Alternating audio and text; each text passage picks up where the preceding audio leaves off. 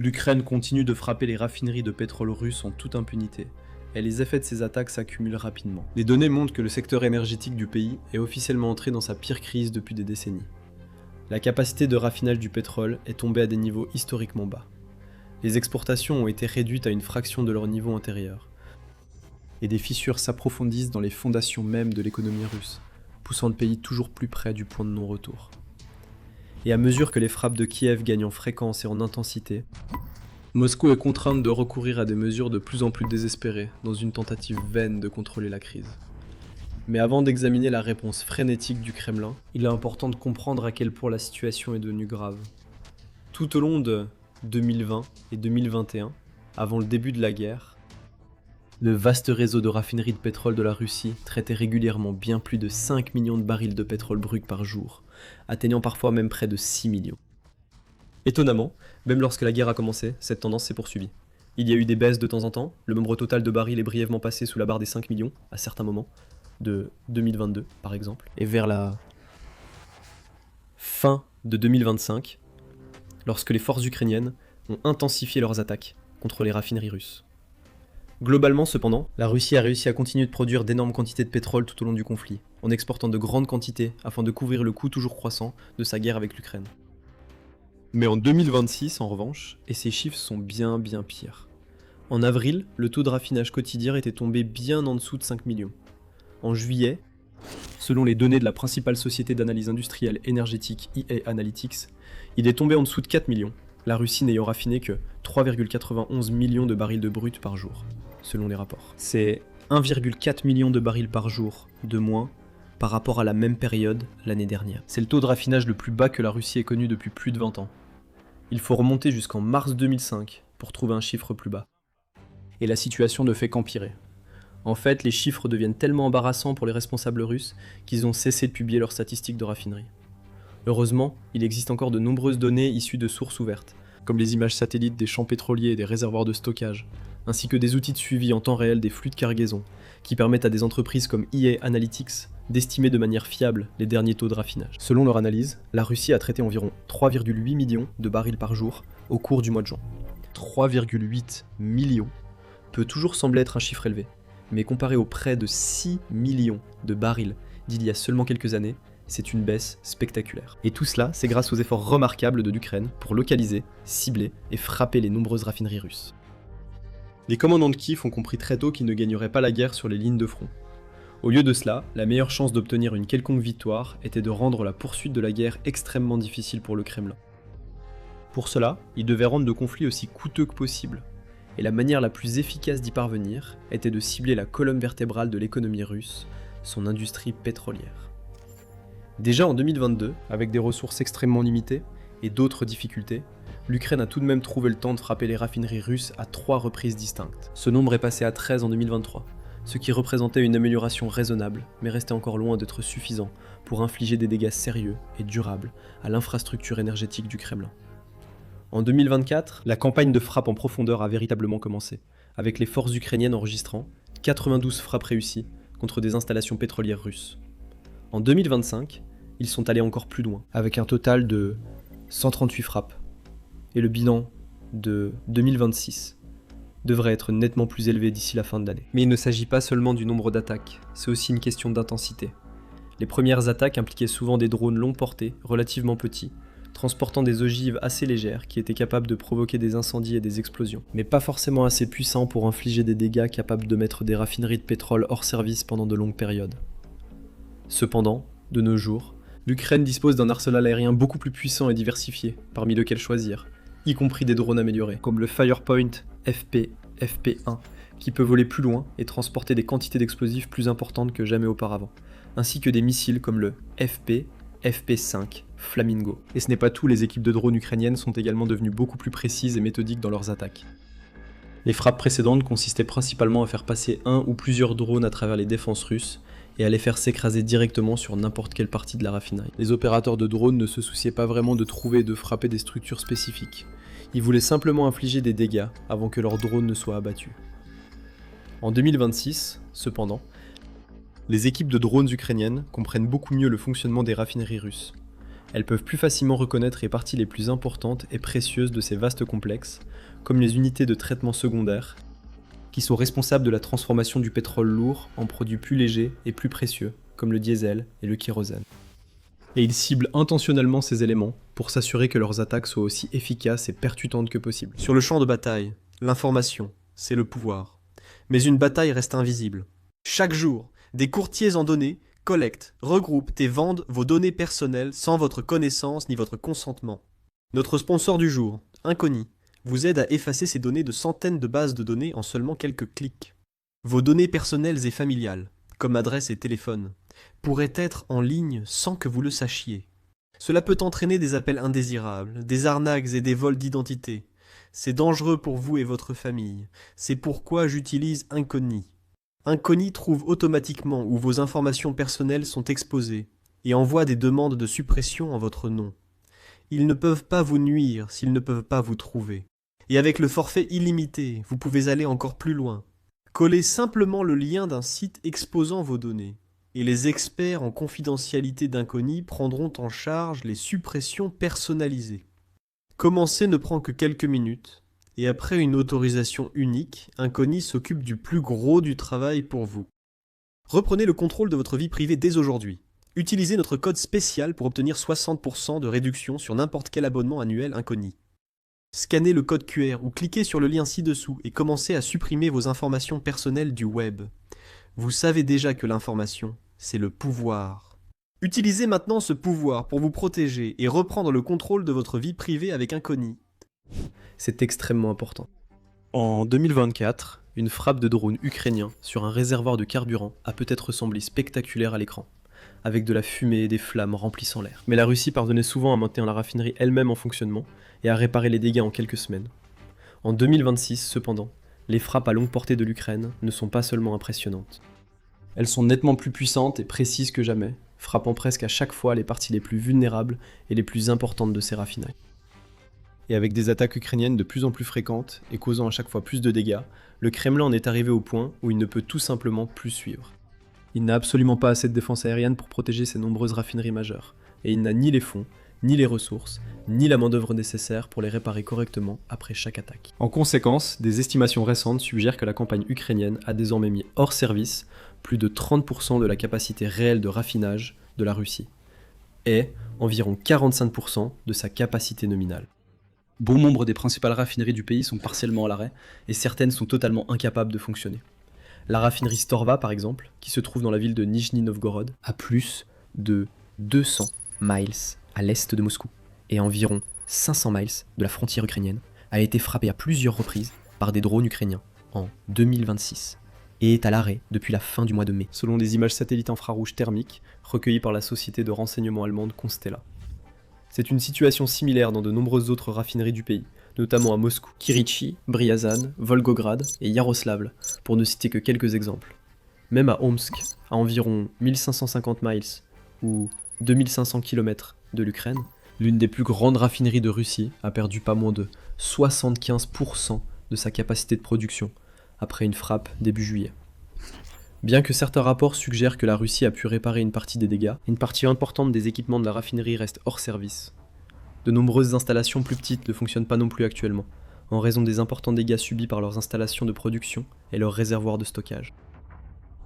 Et même lorsque la Russie tente de réparer ses infrastructures les plus importantes et précieuses, des semaines d'efforts peuvent être réduites à néant en un clin d'œil par les drones ukrainiens.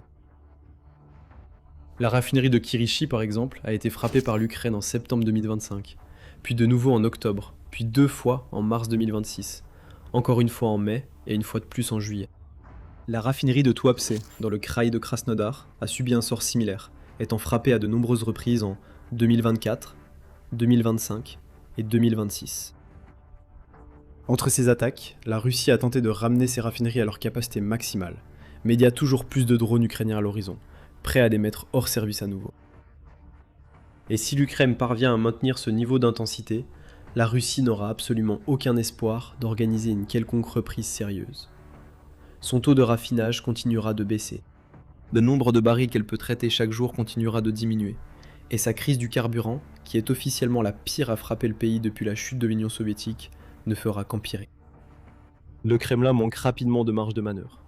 Mais avant de voir comment il essaie de contenir la crise, si c'est le genre d'analyse que vous souhaitez voir davantage, assurez-vous d'être abonné à l'émission militaire. Nous analysons la situation de cette façon chaque semaine. Au début, la Russie a réagi à la campagne de frappe en profondeur de l'Ukraine en faisant comme si cela n'existait pas. Des gouverneurs régionaux et d'autres responsables commentaient rarement les frappes contre les raffineries de pétrole, minimisant souvent l'ampleur des dégâts et se concentrant plutôt sur le nombre de drônes ukrainiens abattus par leur défense. Les autorités dans la plupart des régions du pays ont également interdit au public de publier en ligne des photos ou des vidéos des attaques de drones ukrainiens, menaçant les contrevenants d'amendes et de poursuites pénales. Les responsables ont affirmé que cela a été fait afin d'empêcher l'Ukraine de pouvoir utiliser des images des raffineries russes pour préparer de futures attaques. En réalité, cependant, il était évident qu'il s'agissait d'une tactique de propagande. Encore un moyen pour le Kremlin de dissimuler ce qui se passait réellement et d'essayer de garder la population calme, alors que leur pays commençait littéralement à s'embraser autour d'eux. Cependant, à l'été 2026, la situation s'était détériorée au point que même ceux qui occupaient les plus hauts postes ne pouvaient plus dissimuler la vérité à la population. Avec la production de pétrole atteignant des niveaux historiquement bas, des explosions et des incendies éclatant dans des dizaines de régions différentes, et des files d'attente interminables dans les stations-service à travers tout le pays, le vice-premier ministre russe, Alexandre Novak, a été contraint de reconnaître ce qu'il a qualifié de problème et de pénurie. Même le président, Vladimir Poutine, a déclaré « Nous constatons actuellement certaines pénuries, bien qu'elles ne soient pas critiques », lors d'une interview à la télévision d'État début juillet. Poutine a ensuite affirmé que le pays s'était engagé à augmenter rapidement et de manière significative la production des systèmes de défense aérienne nécessaires pour protéger les raffineries et d'autres infrastructures vitales. Malheureusement pour lui, il existe une multitude de preuves montrant que les défenses aériennes russes ne sont tout simplement pas capables de faire face aux drones ukrainiens.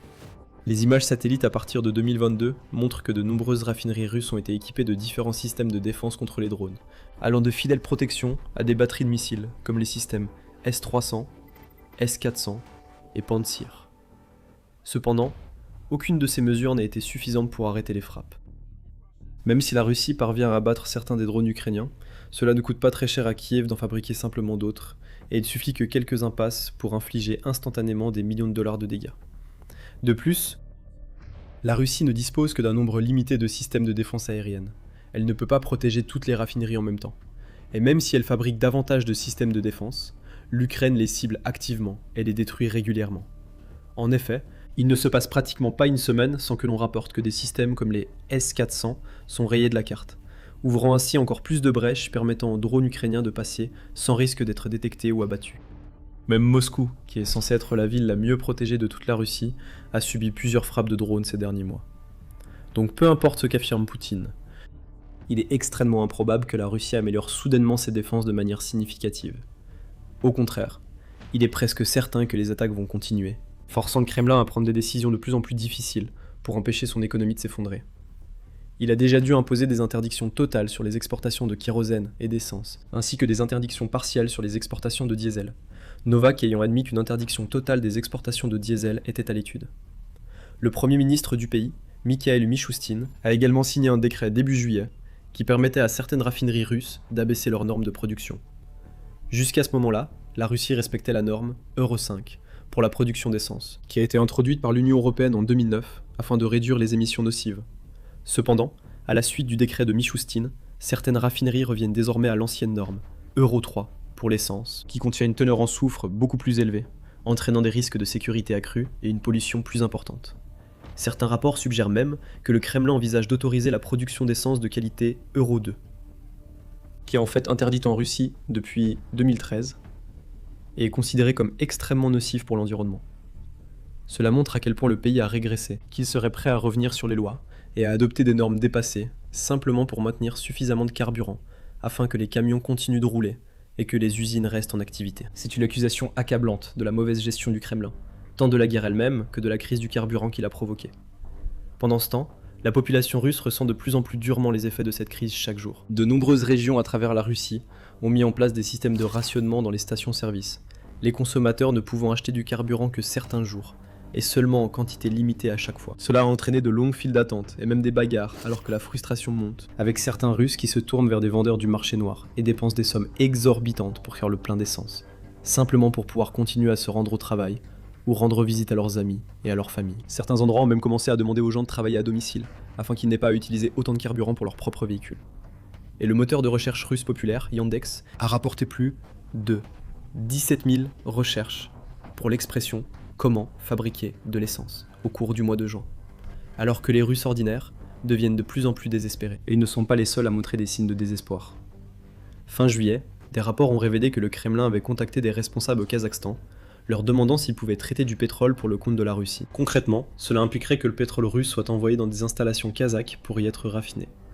Le Kazakhstan se réserverait alors le droit de vendre une partie de ce carburant sur son propre marché intérieur, avant de renvoyer le reste en Russie. Des représentants du ministère de l'énergie du Kazakhstan ont confirmé que des discussions avaient eu lieu. Et bien que les détails exacts de l'accord, comme les volumes et les conditions commerciales, n'aient pas été précisés, le simple fait que Moscou envisage même de demander de l'aide à Astana est totalement humiliant pour le Kremlin. Bien que le Kazakhstan fasse partie des 10 plus grands pays de la planète, il reste une fraction de la taille de la Russie. Son PIB fait pâle figure en comparaison de celui de la Russie, et pendant des décennies après l'effondrement de l'Union soviétique, le Kazakhstan, comme d'autres anciens États soviétiques, a dû dépendre fortement de la Russie simplement pour survivre. Aujourd'hui, les rôles sont inversés. La Russie doit supplier un pays plus petit et plus pauvre de l'aider à maintenir son industrie énergétique en vie et intacte. Ce n'est pas seulement embarrassant pour le régime de Poutine, c'est aussi une stratégie extrêmement inefficace.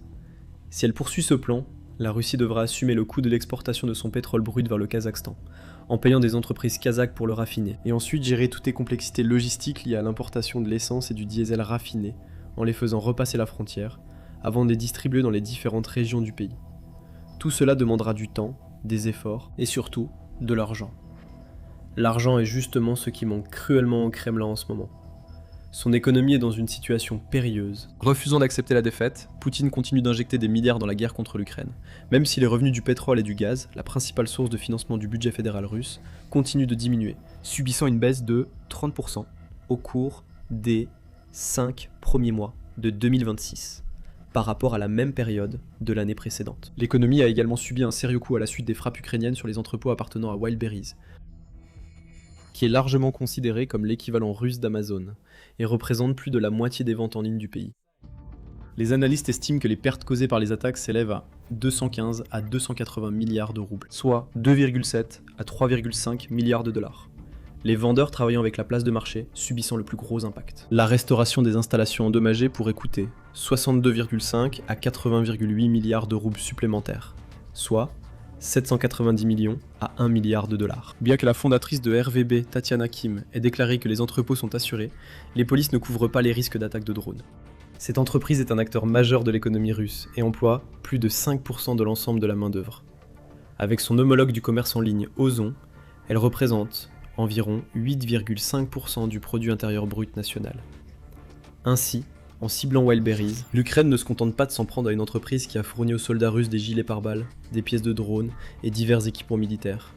Elle sape également un peu plus les finances du Kremlin, réduisant la quantité d'argent qui circule dans l'économie et rapprochant le pays d'une récession qui semble inévitable.